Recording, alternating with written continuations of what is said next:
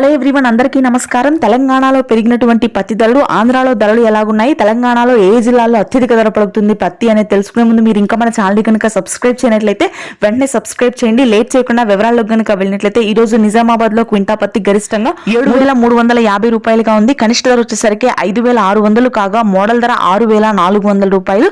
Next Karimnagar లో క్వింటా పత్తి ధర గరిష్టంగా 7,290 రూపాయలు అయితే కనిష్ట ధర 5,600 కాగా మోడల్ ధర 6,500. నెక్స్ట్ జగిత్యాల క్వింటా పత్తి ధర గరిష్టంగా 7,200 అయితే కనిష్టంగా 5,300 కాగా మోడల్ ధర వచ్చేసరికి 6,400 రూపాయలు. ఉమ్మడి నల్గొండ జిల్లాలో క్వింటా పత్తి గరిష్టంగా 7,450 రూపాయలు అయితే కనిష్టంగా 5,800 కాగా మోడల్ ధర 6,700.